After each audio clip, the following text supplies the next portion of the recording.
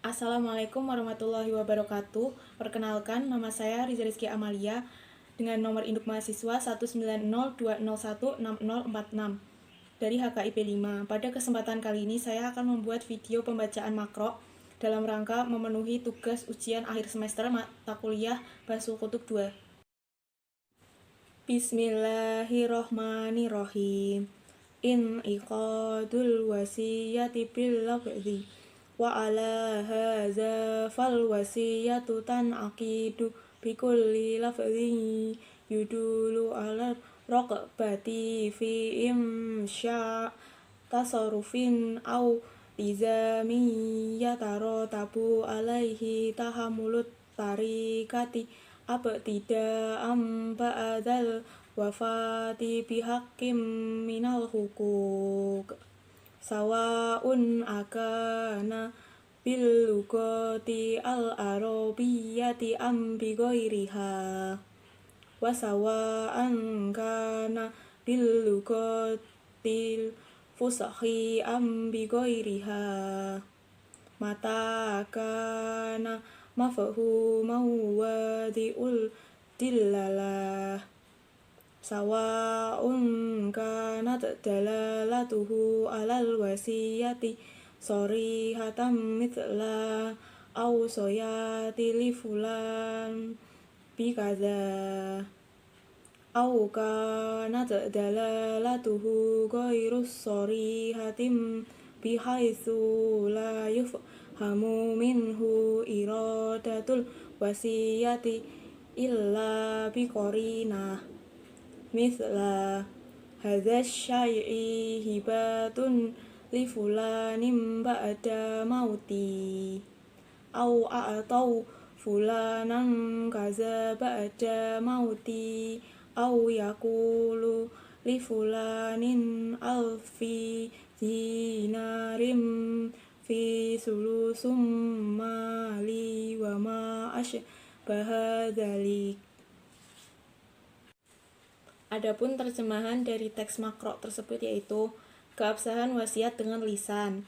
Dengan demikian, wasiat dibuat dengan setiap kata yang menunjukkan keinginan untuk membuat tasyaruf atau ketetapan yang berhubungan dengan harta tirkah atau warisan mulai setelah kematian dengan hak, apakah itu dalam bahasa Arab atau sebaliknya, atau dalam bahasa am atau bahasa umum di tempat seorang pembuat wasiat tersebut.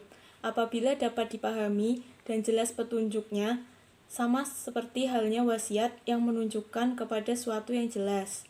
Seperti, saya mewasiatkan kepada fulan dengan ini, atau dengan petunjuk yang tidak jelas, sehingga kehendak wasiat tidak dipahami darinya, kecuali dengan perantara yang menghubungkan kepada pemahaman.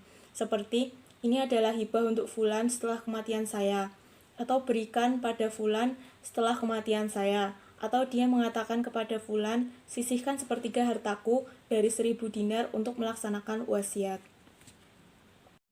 Adapun pendapat saya terkait materi in'iqadul wasiat bil lafzi, yaitu menurut pendapat saya, wasiat dengan lisan atau melalui ucapan sah-sah saja untuk dilakukan. Pada saat wasiat itu diucapkan oleh orang yang akan berwasiat, hendaknya diucapkan dengan lafaz yang jelas sehingga dapat dimengerti dengan baik. Selain itu, dalam pelaksanaan wasiat secara lisan ini harus ada 2 orang saksi atau bukti agar suatu saat ketika kebenaran pelaksanaan wasiat ini dipertanyakan, maka ada saksi atau bukti yang dapat membuktikannya.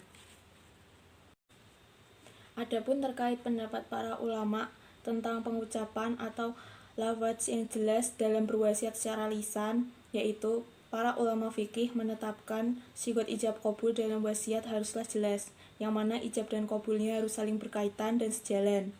Menurut ulama mazhab Hanafi, qabul boleh diucapkan sebelum ataupun sesudah orang yang berwasiat meninggal dunia. Ulama sepakat bahwasanya jika seseorang berwasiat untuk fulan, kemudian fulan wafat setelah al-musi wafat sebelum ia menyatakan qabul, maka ucapan qabul dapat digantikan oleh ahli warisnya fulan. Adapun terkait dengan isi dari teks makro perihal pemberian sepertiga harta dari 1000 dinar untuk berwasiat didasarkan kepada hadis berikut. Dari Sa'ad bin Abi Waqqas, radhiyallahu anhu berkata, "Aku berkata, wahai Rasulullah, aku mempunyai harta dan tidak ada yang mewarisiku kecuali anak perempuanku satu-satunya. Bolehkah aku bersedekah dengan 2/3 hartaku?" Beliau menjawab, "Tidak boleh." Aku bertanya, "Apakah aku menyedekahkan setengahnya?" Beliau menjawab, "Tidak boleh." Aku bertanya lagi, "Apakah aku sedekahkan sepertiganya?" Beliau menjawab, "Ya, sepertiga, dan sepertiga itu banyak. Sesungguhnya engkau meninggalkan ahli warismu dalam keadaan kaya lebih baik daripada engkau meninggalkan mereka dalam keadaan fakir meminta-minta kepada orang." Muttafaqun alaih. Selanjutnya yaitu contoh kasus. Seorang wanita bernama Sandra yang berusia 25 tahun mendapatkan kabar dari keluarga besarnya bahwasanya kakak laki-laki kandungnya yang bernama Bisma yang berusia 28 tahun telah meninggal dunia karena serangan jantung.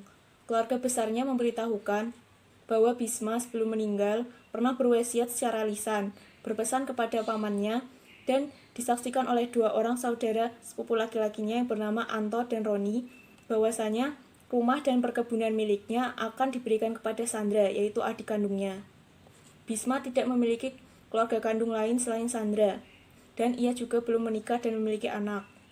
Sandra meragukan wasiat lisan Bisma karena tidak ada bukti tertulis yang membuktikannya. Adapun penyelesaian dari kasus ini, wasiat secara lisan hukumnya sah, asalkan ada minimal 2 orang saksi yang menyaksikannya. Dalam permasalahan wasiat secara lisan yang dilakukan oleh Bisma, merupakan wasiat yang sah karena disaksikan oleh 2 orang saksi laki-laki, yaitu 2 orang sepupu laki-lakinya yang bernama Anto dan Roni. Mungkin itu saja yang dapat saya sampaikan, kurang lebihnya mohon maaf jika ada kesalahan. Sekian dan terima kasih. Wassalamualaikum warahmatullahi wabarakatuh.